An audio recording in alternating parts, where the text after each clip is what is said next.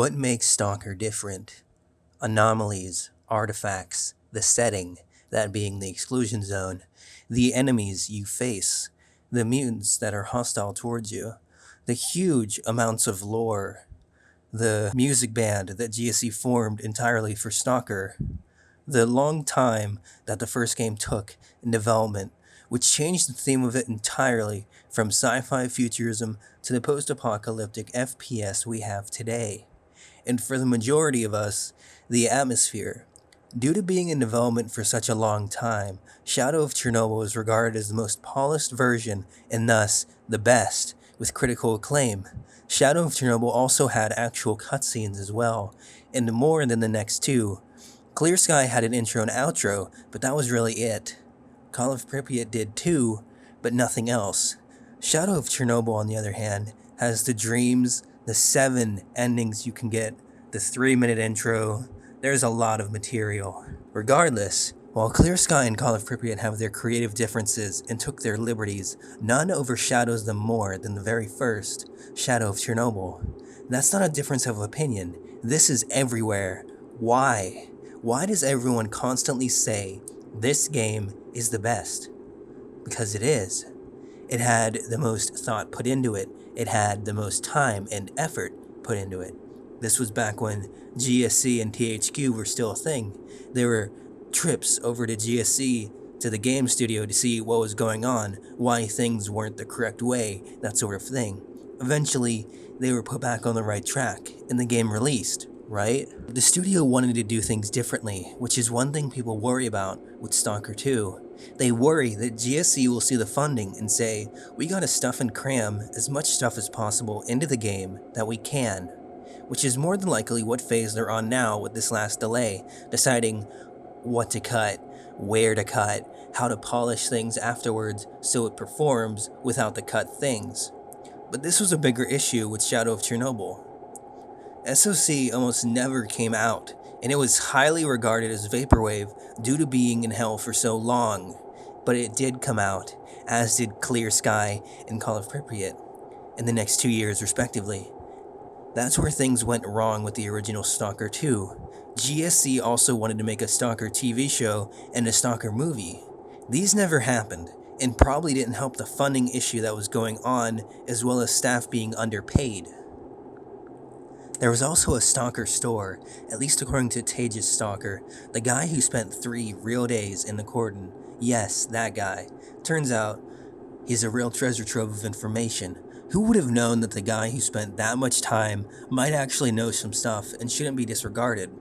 According to him, if you played the entire game in less than 2 days, you are missing so much. Did you realize in SOC, each level changes after you open up a new area?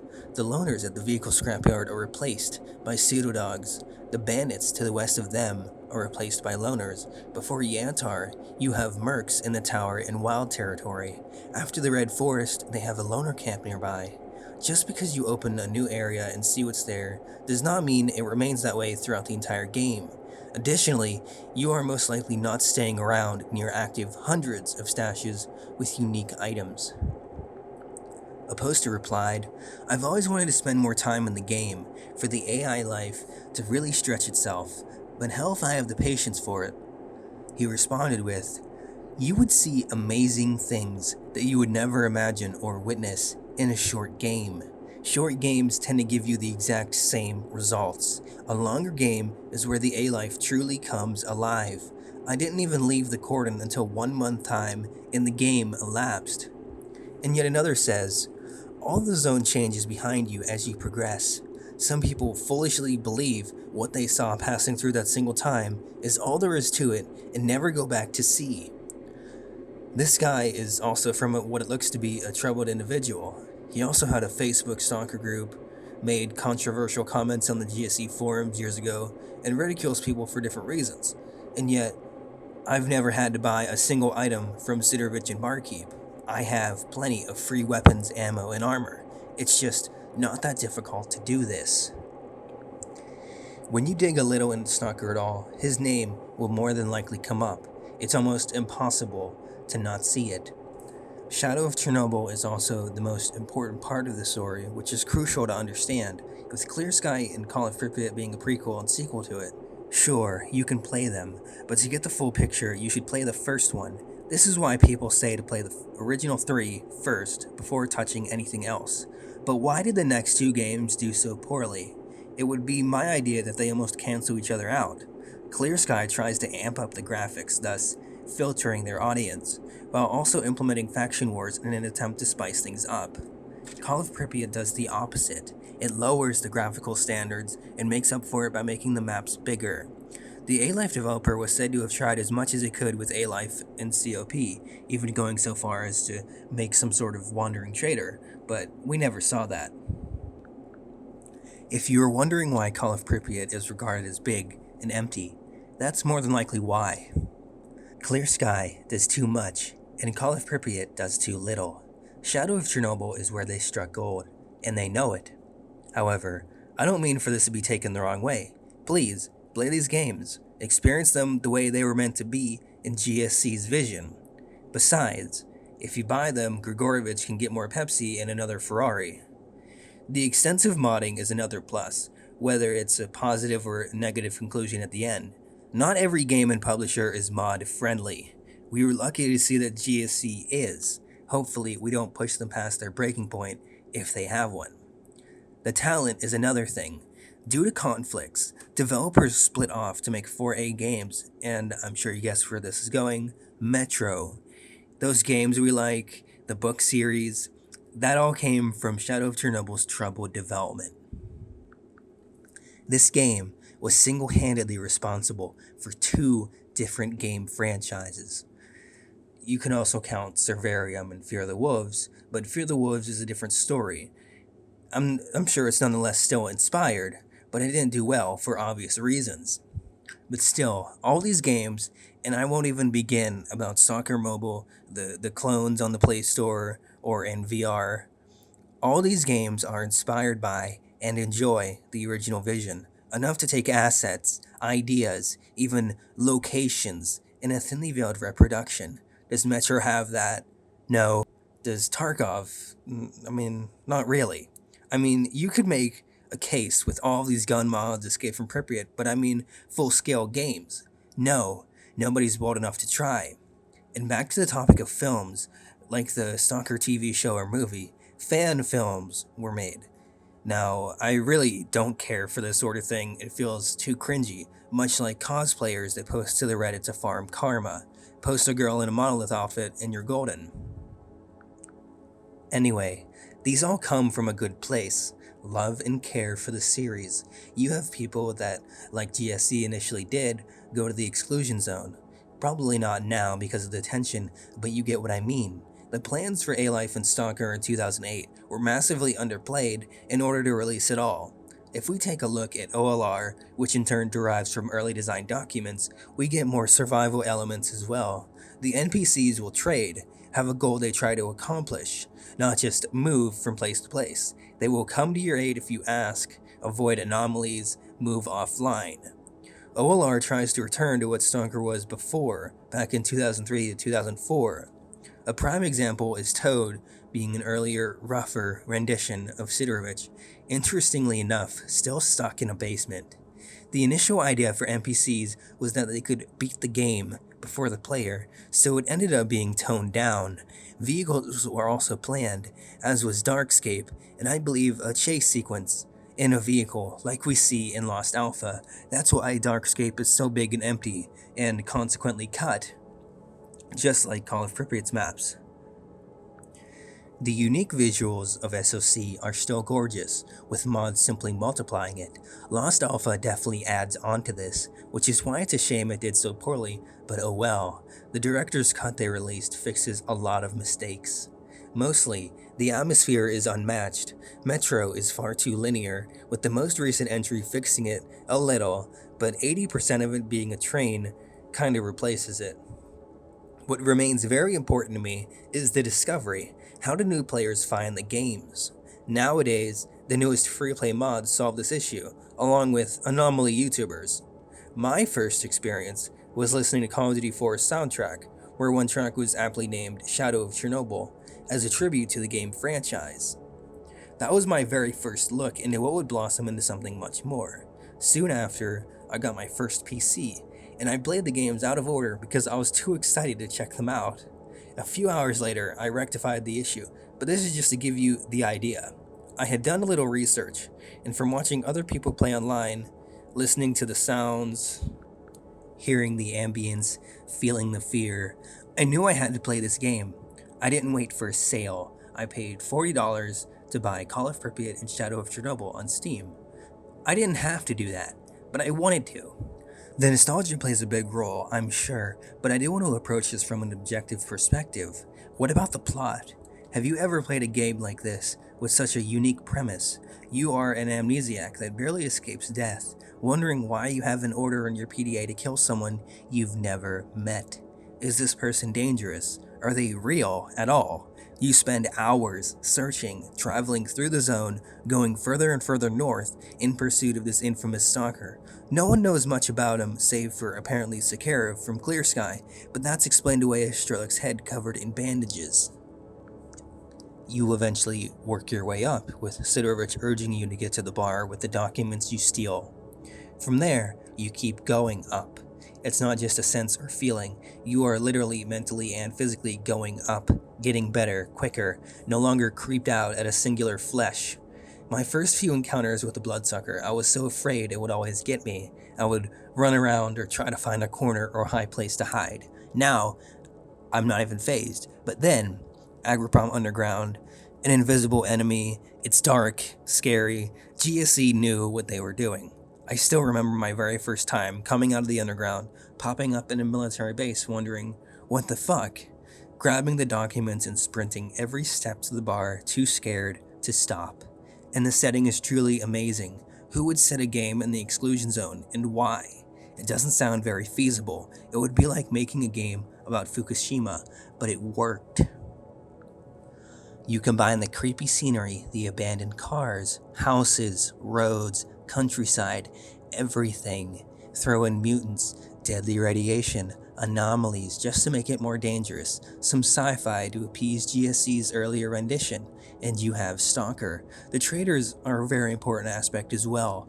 They don't just trade, they offer advice, they offer comfort. The bar music, the bunker music, as an example, the stalkers in the bar that constantly mutter, the bandit in the corner you can get info off of. The traders give the player a little respite from the danger the outside world offers, shelter from an emission, safety with all of the stalkers around, a place to further learn the lore as you talk with them, and maybe get a side quest or two. We can't forget the megaphone that blares shit constantly in restock, but it has a certain charm too. To circle back to the soundtracks, every level more often than not has their own too. These help to set the stage as well. Some even go further than usual, with COP having ones for day and night respectively. Get caught at Pripyat at night, and try not to jump at shadows. Now, the gunplay of the games. In SOC, you couldn't upgrade at all. This was changed in later games. Your very first pistol that you get, naturally the PM, is inaccurate, weak, and so on. A perfect first impression. The bandits at the car park wreck your shit 10 times in a row while you get adjusted to the mechanics. As you get better and used to the game, you will shoot better and get access to bigger and better guns and equipment. Once you get your hands on the fast-shooting AK from the underground, you're set. To reference Tejas Stalker again, there's many reasons why he spends so much time playing these games. He also believes in them. What other games do you know of where someone deliberately spends so much time in a single area, mapping mutant routes, tracking them, having multiple playthroughs, doing every choice different just because he can? This guy truly believes Stalker is living and breathing, that the A-Life is alive, even in the unfinished state that we got it. And he is right. Every game of Stalker is ever so slightly personalized to the user.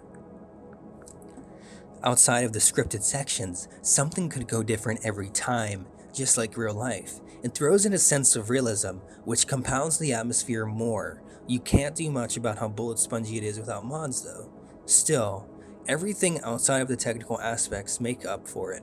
If you don't feel immersed and on tiptoes 5 minutes in, hungry to know more, wanting to know how the dreams end, who Strelak is, are you even playing the game? And to find out that the ending you might have gotten initially is fake entirely. My first ending was, I want to be rich, and I thought at first it was totally underwhelming just because I had a lot of money. I didn't know that was going to lead to an ending. And it was underwhelming because I found the other endings online. I had no idea that climbing that ladder would lead to the ending like that, but it did. And don't forget the very first impression we get as we load into the main menu, the imposing power plant along with the dark, foreboding menu music. Doesn't it sound so horrific? It is definitely important to say, back up your saves, hard save often. I can't tell you how often I've lost my progress and crashed suddenly right when I was about to finish a quest. Compared to Clear Sky and Call of Pripyat, SOC is definitely scarier. The lighthearted attitude they adopt doesn't lend justice. If you want survival horror, these are the games for you. They're not just FPSs. I remember this Reddit post someone made years ago. I believe it may have been a mod, but I really don't recall. This poster said that there was a horde of flesh and boars at night that came to Rookie Village and slaughtered everyone while he hid in the bunker shaking.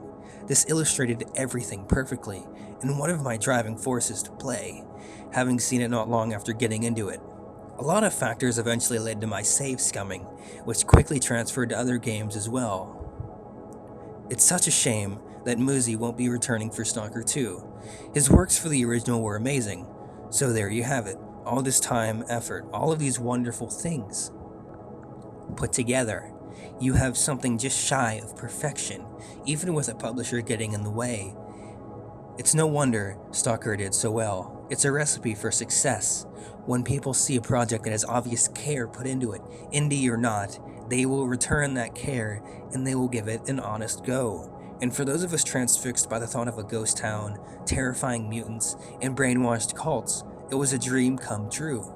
For the players just now coming in, Stalker is a dated and old series that's 15 years old. Who wants to play that garbage when there's mods to improve it upon just about every aspect of the original game? This is the mindset we have to deal with now. The majority of newcomers post in the Stalker Reddit or some other surface area and say, what should I play? With the answer being a toss-up between the original trilogy as it should be, or Anomaly. To follow our current state of mind, I continued on my search for what makes this series stand out, looking up, why is Stalker bad? The first thing to appear is a thread about clunky combat, bullet-spongy enemies, bad AI.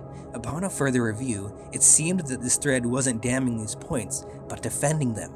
The OP said that they'd seen YouTube videos from people all along and would complain about these things. So, in other words, they got filtered quite easily. Go figure.